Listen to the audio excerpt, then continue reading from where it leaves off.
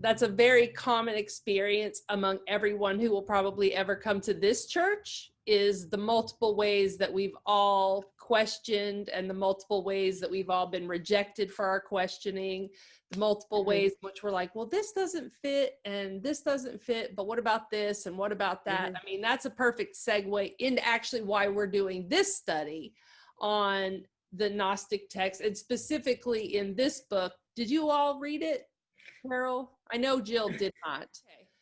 Well, just because, so I'll give you a little bit of the reason, the incentive to read this book is that it is really good about breaking down how and I kind of gave this overview to Jill before you all got on the call, but it does a really good job of breaking down how the first 3 chapters of Genesis, the 2 creation stories, have been used to basically define human existence. Right. So we know as women that it caused that we're the evil sinners, but it's so much crazier than that.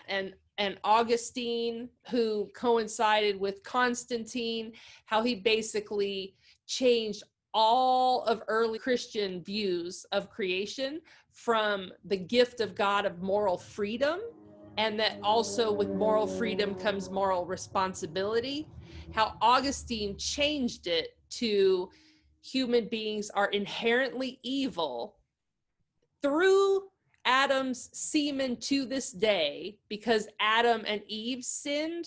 That's why all of human existence are sinners and unredeemable, and thus must be controlled. I was Catholic. I got this. I don't have to read the book. That's what I was raised on. So you can talk about that. Original sin. Right. So it's crazy how original sin and you know what? Augustine just couldn't control his own urges. So he projected his flaws onto all of humanity and Adam. So thanks, Adam and Augustine, for your inability to control yourself. And now we're all horrible and must be enslaved because of you. Because you are enslaved. But people always skip over the first creation story, which said everybody was good. I just don't even know how they got to the second one, right? Right. And Augustine primarily. Yeah, because Catholic philosophy is strongly founded on the notion of original sin. So baptism for Catholics is far different idea than baptism for Catholic is why you have to baptize babies is to wash away original sin. It's not about saying any kind of confirmation of your religious identity, and then you move on to confirmation. Yeah. Right. So, yeah, I'm steeped in all that stuff. I figured that you would be, but her perspective was so interesting because before Augustine, because you said that because I look sinful, that they didn't wipe away all that original sin. You definitely look like a problem. I'm telling you. That's why I like you so much, because you look like you're a problem. Good job.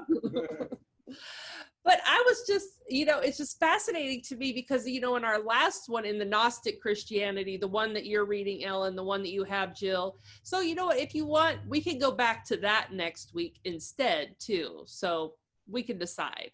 The thing I thought that was interesting about this one is, compared to the Gnostic Gospels that you all have, is that one was kind of more the Orthodox versus the Gnostics, right? And how the Gnostics kind of got the Orthodox got the Gnostics to be seen as heretics. This is more kind of how early Jews, early Christian, or all Jews and early Christians viewed the Genesis story and what that said about human nature and God's nature. So it's like the fundamentals. And so, when the Jews had the creation story, it was to counteract the Babylonian creation story.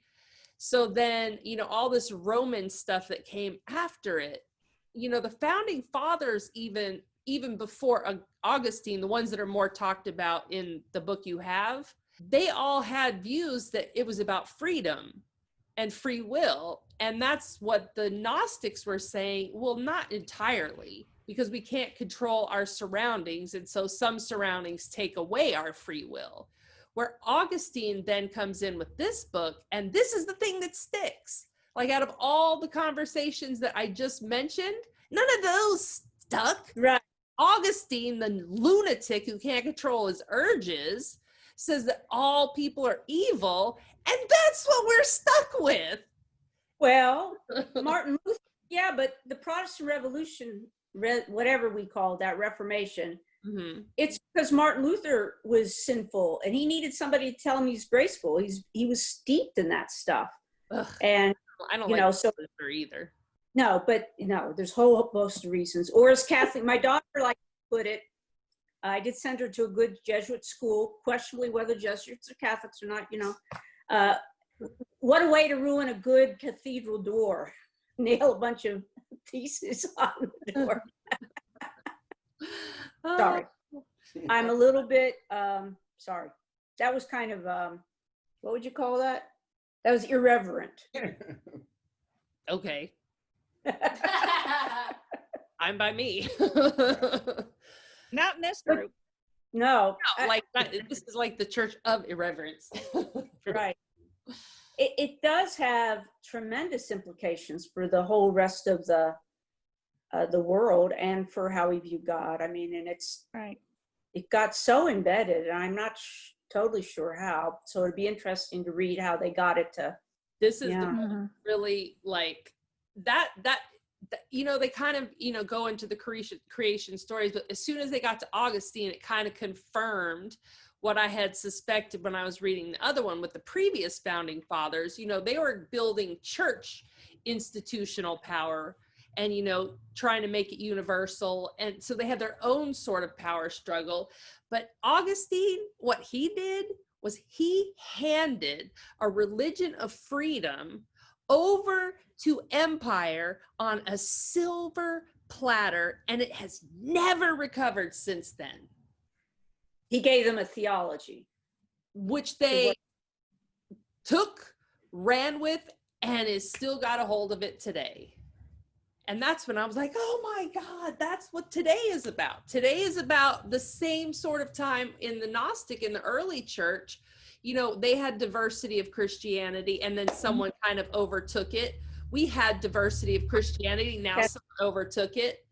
So we're fighting it to get back the freedom that is actually the good news of God and Jesus Christ. You're on mute again. I brought Kathleen over because apparently we're sisters from another mother to say, look, I was going, watch her. She talks just like I do. It's amazing. And she's like, yeah, okay, yeah. We're complimenting you in our own perverse, you're in the universe that I like to live in that nobody else does. So thank you, Amy. And the rest of you. Absolutely. Yeah, people used to say if I sat on my hands, I would not be able to speak. Mm-hmm. Yeah. But the emphasis on how crazy the world is. So yes, exactly. Well, but you know, I think it goes back to what Carol was saying, which I was ranting a bit with Kathleen earlier. This Bible that they say take literally says things that if they took it literally would be more like a Bible of freedom. I mean, yeah, I beginning to even better understand as I understand the Bible better. You know, Bishop Tutu, when he came to Christian Theological Seminary, one of the stories he tells is the colonizers took the land and they gave us the Bible and we read the thing. Mm-hmm. And that's how they fought for their freedom, right? Mm-hmm. And even in preparation for the sermon I'm going to give, well, I'm giving it next week at one church and I'm adjusting it for you people because you'll accept a more radical versions. Thank you. I'm a little slow now. There's this, after he turns over the tables, Jesus sits and heals people and he's with the children and the temple priests, and the language is, Jesus did amazing things and all the temple priests could do was decide to kill him, right? Mm-hmm. And that is not consistent with the message of the literalists, right? Mm-mm. Because that's what we hear in today's current, not to give you a little hint, but today's current politics, right? Uh-huh. If you seek reform, if you protest in good faith and exercise your First Amendment rights, if you whatever, If you feed the people, the children, like the Black Panthers, what do? They go, no, no, no, no, no, right? Mm-hmm. They turn good things into, anyway, Heretic threats. practice.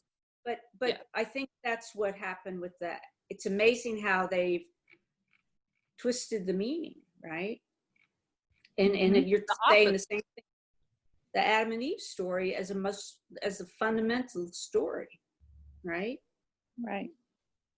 That's why she dedicated the whole book to that story, because that one story, just like the story of Jesus, you know, there's few stories that have such resonance with people that they can like change the whole world, but yet they can also be twisted and change the world in the opposite direction. Mm-hmm. Mm-hmm. So I was going to ask you, Carol, what, you didn't read that much of it, so I kind of jumped way past where you read. But what was your impression when you read? Did you read the introduction as well? I did. I did read. She kind of gave an overview in that. Yeah. I did the introduction. I've only gotten like to page 14 in chapter 1, which is maybe halfway through. Yeah. I kind of found myself saying, okay, why are we back here talking about Jesus in chapter 1? I don't know. There's a lot of, the one thing that stood out to me, I think the most is there's a lot of, well, this has been used to mean this. And I'm like, but I never thought it meant that. I never thought it was to be taken that way. Mm-hmm. So I think if I were to read the whole book, I'd probably be agreeing with everything she says.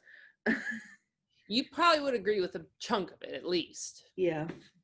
Well, she also, at the very end of the book, does like a little epilogue where she basically says that she's not trying to prove what the answer is, but what she's studied, because when she first heard about the Nag Hammadi text, she was already in a place kind of how we all are about questioning, what does all this mean? Mm-hmm. Because if you really believe in God, you want to know what the texts mean for our lives. We want to know what it means with our relationship with God. You know, you have questions. So she basically asked the questions through historical study. And she said that when they unearthed the Nag Hammadi texts, she said it provided more questions than answers. Mm-hmm. And so her conclusion is that there isn't a right answer, but that it does seem like consistently through history and through all the scriptures that God is really for freedom.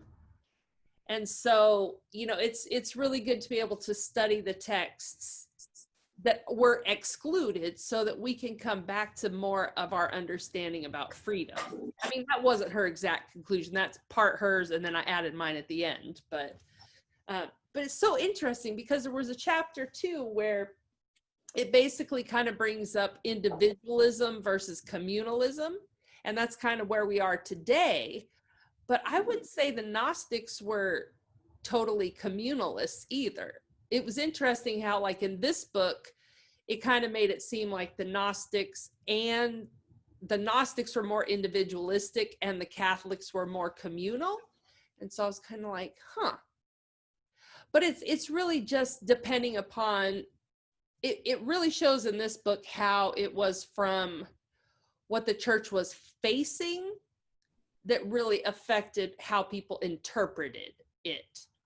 So when they were facing persecution, it was about freedom from oppression, freedom from society, freedom from, like, you know, claiming something like allegiance to the emperor, right? That's when they were persecuted. But when they were enveloped into the empire, then all of a sudden, that's how Augustine's problematic theology got switched and replaced. So it's almost like you can only have a true view of God if you are in the place of the oppressed. Because if you're in the place of religion at the hand of the state or the power, then it almost is like that's not God's religion, which, of course, what does that sound like? The good old United States of America. Well, but I think you've hit on historically, that's that's the struggle with the Bible as being a literal interpretation. I mean, you know, historically, exactly what you're saying, Amy, is that throughout the years, the development of the actual books themselves, you know, created centuries after Jesus was already dead. Mm-hmm. And then, as you say, as the context, the historical context in which the Bible was compiled, or at least the stories that were compiled, right? So every phase along the history of religion and or the Bible is absolutely based on whatever that historical context was at the time. And as you're saying, typically the ones in power, because they were the literate ones for the most part, right? So obviously they're going to be the ones to interpret and mold it to satisfy their agendas. So yeah, I mean, that's why it's so frustrating when people speak in terms of, you know, the Bible being the literal word of God. And that's just, in my world, absolutely and fundamentally impossible. I mean, even if there was direct communication, if God were sitting on the couch with me right now and I were to take his words, it's still my human intervention and understanding, right, that's going to dictate what's put on paper. And we already know that God is beyond understanding. Right. Right? I mean, you take that little seed right there and it kind of blows up the whole literal doctrine, in my opinion. The other problem that we have is in theology, the history of theology is a history of several strands, but one of them is that you want to make your current theology, try to make it consistent with tradition. And tradition means Augustine and all those things, right? And so you have a lot of people who I think were even well-meaning, even some like theology professors I did, but you can't do that. So eventually I learned there's something called deconstructionists and reconstructionists, right? The reconstruction, trying to figure out how they can make this consistent, to keep some consistent thread from the original founders. And I found myself, ultimately, I'm just a deconstructionist. I'm like, physics doesn't rely, a deconstructionist. Okay. In other words, I don't really care what they said before. I'm gonna be honest about my influences, my cultural influences, my contextual influences, my whatever. So even today, it's not just a literal versus not literal argument. It's even those who say you don't take it literally, who then try to construct it in light of these church fathers. Church fathers. Well, they weren't fathers, so I know. That compounds the issue by trying to keep that themes alive. And anyway, I don't know, I rambled about that, but I paid a lot of money to get a theology degree, so I figure I'd use it, you know. Word. Do it. Well, and that's the thing, like, I think I understand words, reconstructionist, deconstructionist. Tell you the truth, I'm impressed. Michael Miller. I think your degree was worth it just for that. Yeah. Okay, thank you. I remember Dr. Miller trying to explain to me, well, you know, I'm kind of a reconstructionist, and then there's what are you talking about? Oh yeah. And Carol, one of the things you will find with books, that's really a theology book. Blaine Pagel's thing is a theology book. So let me start with this premise. So lawyers, when they answer arguments, they go, this is the other person's argument that I'm addressing, and this is my answer. But the way they write theology, they don't tell you what arguments they're addressing. They just start to answer them, and you kind of have to go back and figure out. So if you because I was steeped in this Catholic, or if you're steeped in an Episcopal tradition, you go, oh yeah, I get who she's talking about. So just bear with it.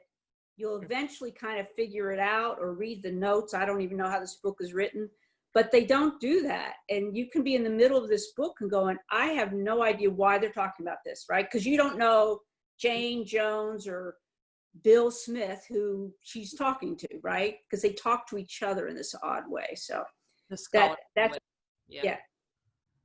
I said, you said scholarly, right? I did say scholarly, yes. Scholarly. Come on, laugh it up a little bit, all right. So just no, it's fine. I think she does okay in this book of kind of saying who she's talking about, because she kind of has each chapter. So I think it's one of her. It's not. I bet the exegesis one she has are not going to be as straightforward, but this one seems to be pretty straightforward. And she quotes people when she says their name and says this person says this and this person says that. So she's better about naming who she's talking about. Yeah, that's good. Yeah. So did you have any impressions of the first chapter, Carol? Besides, like, I don't agree with this.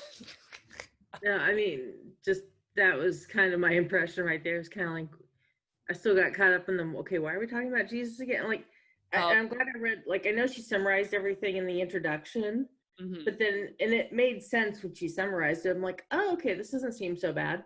Right, but then in the first chapter, I'm like, wait, why are we here? Yeah. The first chapter is one of the slower reads.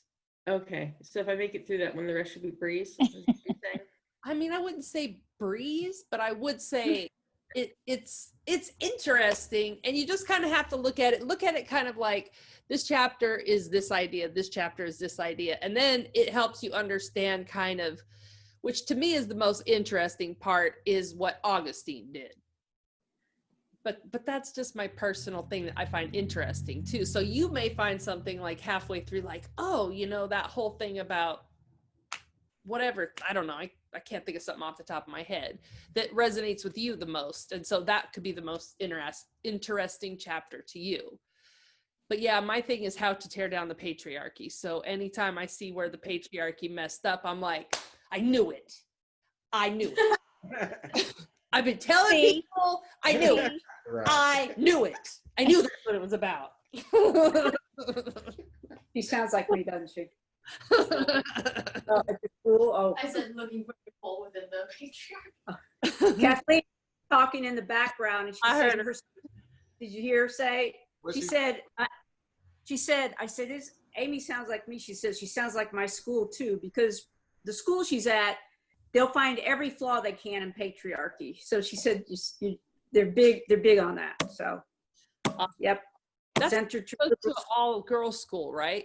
Isn't that all girls school still? Yeah. Mm-hmm. There are no girls there. They're women. Well, yes, that's true. Yeah. My bad. Patriarchy out. See? Yeah. That's why we gotta find it so hard, because it's so ingrained, man. Damn.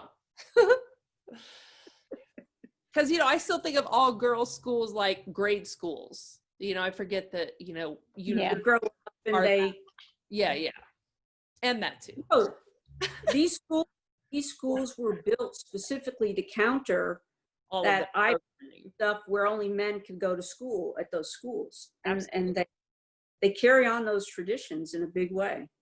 I probably should have gone to one of those schools, but then can you imagine how militant I'd be now if I had?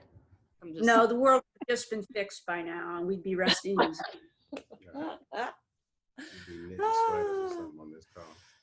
So that's part of the reason why I like this book too, is because even though when I first assigned it, I was thinking it would kind of go more into breaking down the female stereotypes of the Bible. It doesn't actually really go into that. I mean, it does a little bit, but she's more arguing all of the positions all from the male perspectives to show how the dominant male perspectives perceived or misperceived or differently perceived things.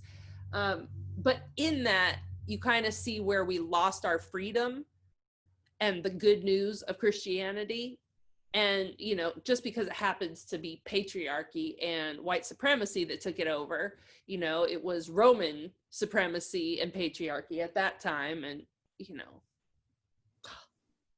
yes, I've been sitting here listening and thinking about narratives.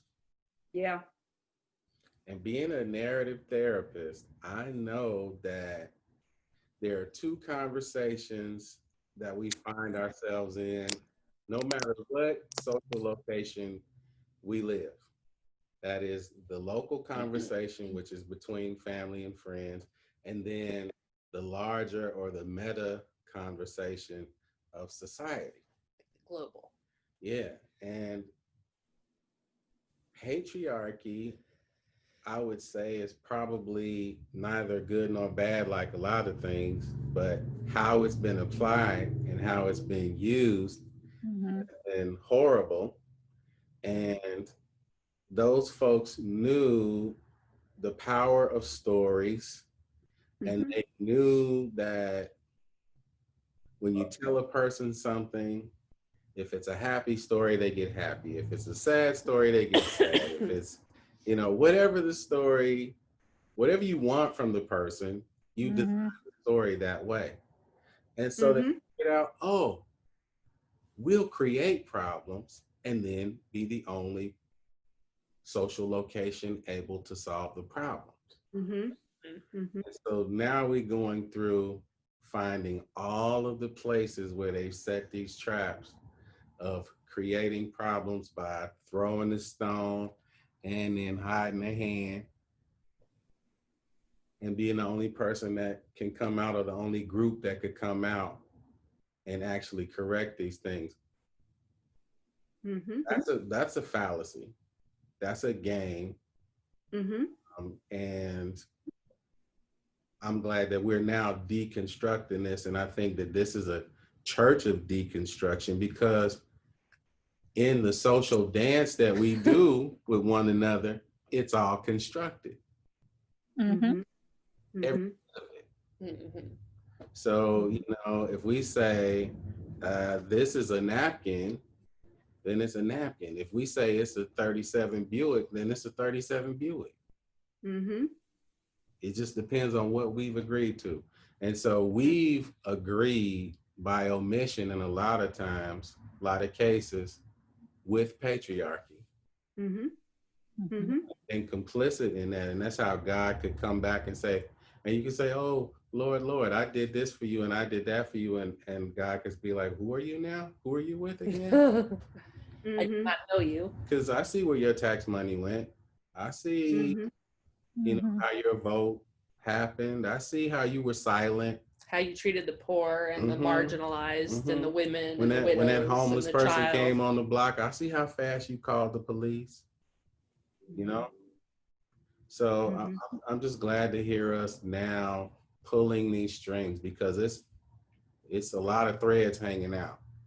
Right. And so now we get to pull those and understand what a web, you know, that they've woven.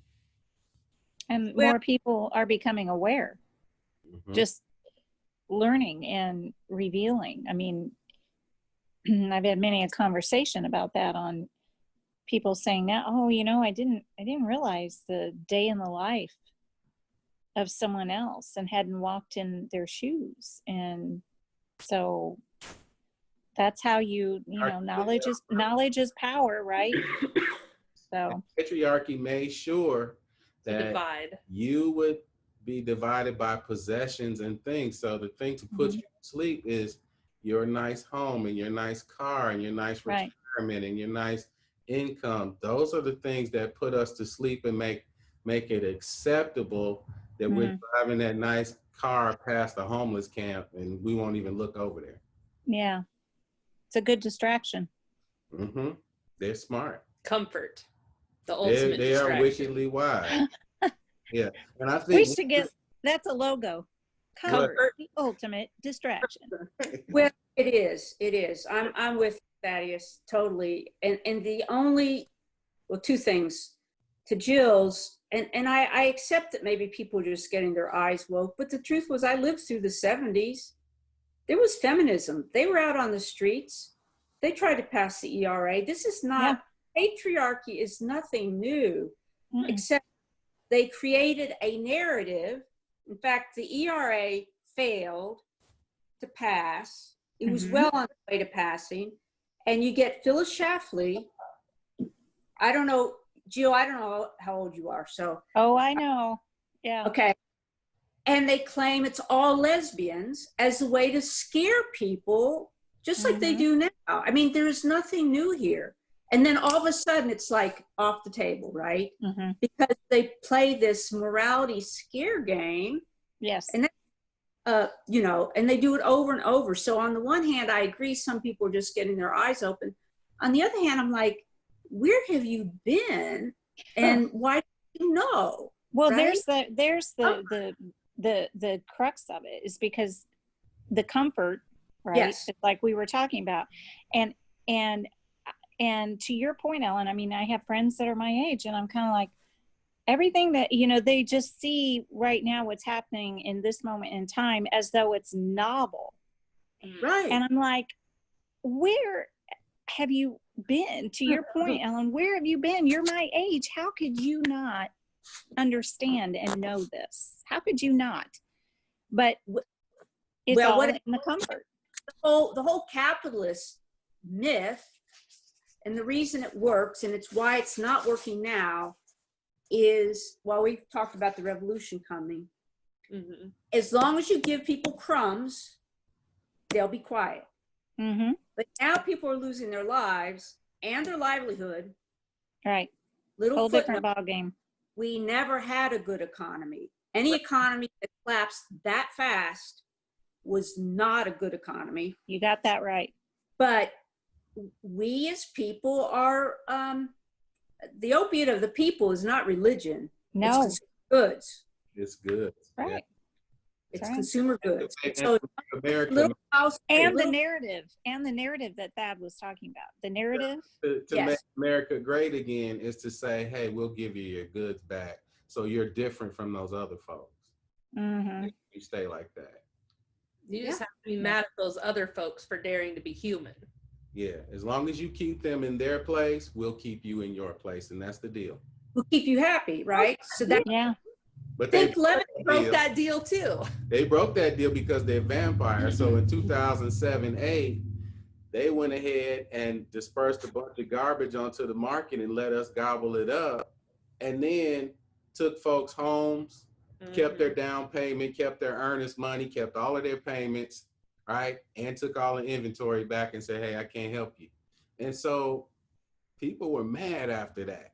And that was what we needed. We needed a combination of these things because the only way the dry bones are going to stand up into this exceedingly great army is by getting this trauma, by getting lashed by, you know, the wind of not having, you know, food insecurity and income insecurity and housing insecurity. Right? When you have health insecurity. So now the dry bones can't be, because they're just spiritually dead bones. They're dry of spirit.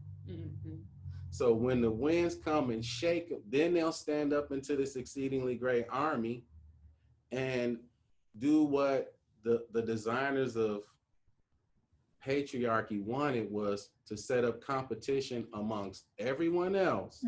Well, the problem is they've become way too greedy too.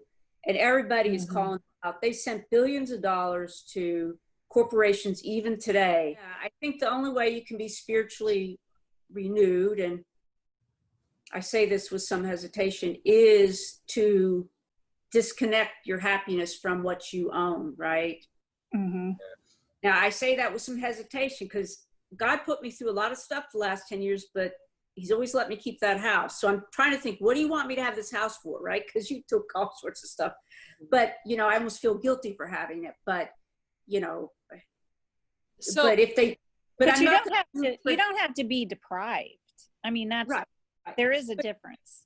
But now I know that if God takes my house, I'll still be fine, right? I didn't know that maybe 5 years ago, but now I'm like, whatever, dude. So well, that's what I discovered in my own personal journey, is that so I've lost 2 houses. One was because of divorce. One was because of what he was talking about when the 2008, I lost mine in 2009. It was when I lost my house. And it was the same thing. I had lost work. I was applying for the aid. They said it would take 30 days. 6 months later, they'd given me a thing that said, you don't have to pay it until we decide because we're behind. And then they said, haha, just kidding. We never said that. You got to pay all this stuff back or you lose your house. And so I just said, like, that was the second time, right? I already knew that I could hit rock bottom and go on because of my divorce. You know, at the end of my 20s, 29 to 30, I was like, okay, no health, no mental health, no any health, no physical safety, no emotional safety, totally distraught, lose every single possession, then get in a literal train wreck, then almost lose your cat, then nurse your cat back to health. I mean, rock bottom, I was there. And then, so when the second time, it wasn't a rock bottom as much because I knew that I could survive without it. Like I was not enslaved in that way. So like I did all the things to be responsible. And ultimately what I said was, you know, I'd rather be free than be indebted to you people who are making me jump through hoops and then not doing anything to help me. So I said, you know what? You can have the damn house. Good luck to you. Peace. And then, you know, I got freedom and then I could follow my dreams. And that's the same thing, you know, going back to seminary then after that, insecure finances. I mean, I've had insecure finances since I was, I don't know, 30. And I'm, you know, nearing 50. So it's been a long time, but there's freedom in that because I know that I always have a roof over my head. I always have food to eat and always there is a way. And I can be more radical and I can be more honest, which is another form of freedom, not having to wear a mask all the time. Like that's the freedom that we want this church to inspire in people is there should not be consequences for you being who you are, period. Because God made you and you should not have to put on fake masks to have friends, to have income, to have a roof over your head, to be a good Christian, none of those things, because all of that is enslavement. And if God's message is not good, and if it is not freedom, then what is it? So, and that's what I just love about her, just studying all this stuff from the roots, because we're all curious, you know, questioning people. And part of how I think that we set people free is by helping them see through the shackles that have been placed on them by other people's narratives, putting it in the language that Thad's saying, is that no, there's many narratives. And I mean, as far as Methodists go, you'll know this, Jill, the whole approach to scripture, even from a Methodist point of view, is it's scripture, experience, inspiration, and holy crap, Tradition. Yeah, that's, I always forget that one because that's the one that has the least value. You know to what? me. But this is making me really think about the slaves, right? Because it was against the law for them to read books, study their own religion, speak their own languages, practice their own traditions, know their own ancestors. Right. So, what is it to remove a person's narratives? Well, and not to say that this doesn't, not to one up or anything, but you know, every revolutionary does that. So when Mao Zedong wanted to take over China, one of the things he did, the Cultural Revolution, was you moved intellectuals and doctors and lawyers to the farms. Talk about, that's the same idea. You're uprooting them, you force them out. They can't do what they used to do. They don't have any idea how to farm, right? They don't, you know, but I'm just saying it's the same idea. You tear people from their rootedness and they don't have a narrative anymore, right? Right. They have no history, no narrative, nothing to stand up for. Well, and that's the narrative of the Central American immigrant also. Like they're in this country, it's seen like those people just want to come and steal our jobs and take over. But that isn't what it is at all. So first of all, it's a farm industry thing kind of in reverse. They had their family farms that they had for generations.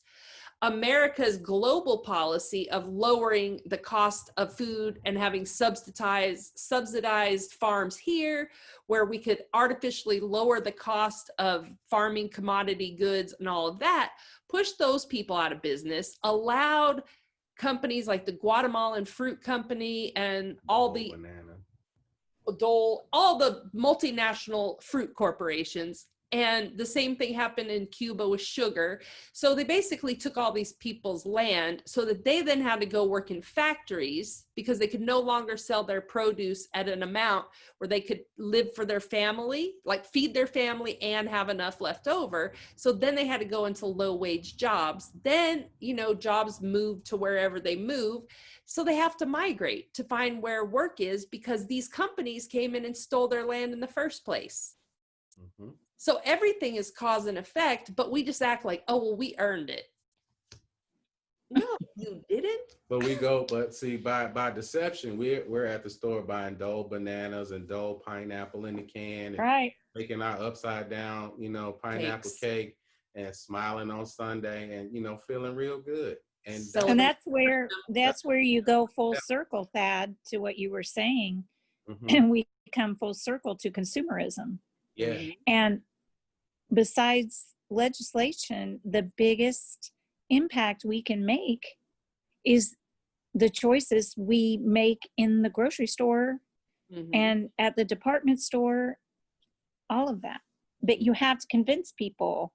I mean, you can't get people to vote, let alone get them to make the right choices, right, when they go to the store. Because think about it. I mean, that's a hard habit to break. Right. And that goes to the comfort. Yeah, exactly. It all. The big word for us consumers is convenience. Well, and even Carol, I know you went on a minimalist journey as well.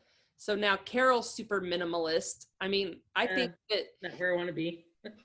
Well, there's always more to go, right? But that's so it's basically, this kind of brings it back to the Gnostics. At the very fundamental core, the Gnostics were more concerned with spiritual enlightenment and knowledge, which is gnosis. And in that journey, they wanted to separate themselves from physical things. And in this book, they talk about one of the things that was considered a source of freedom, I think it was like chapter 3 or 4, was virginity. That celibacy and the aesthetic path of Christianity was the true one of freedom. And that's just what we've just been talking about, how when you can separate yourself from material possessions holding sway over you, then you can truly be free to explore the spiritual and relationship with God. So the aesthetic Christian was seen as a higher Christian because they were willing to give away their stuff and not be of the world, but just in the world. And I kind of saw us in that way because and all kind of what we're talking about right now in that way, because we're trying to separate ourselves from the comfortable things that have hold over us that really keep us enslaved, which then goes back to which master do you serve? And so this book just brings up all of these great themes, like from propaganda, capitalism, individualism, patriarchy, the role of women, the role of sex, it's all in there. Any thoughts about that you want to share today? And what do you feel about doing something next week? Please feel free to bring that into the discussion too. So next week we can just kind of merge the two, and whatever you've read, we can just talk about that because it's all related. And see, without all the reading, we've still had a great discussion today. Yeah, I appreciate that. Yeah. Good way to start the 4th. Yes. Yeah. All right. Real freedom here.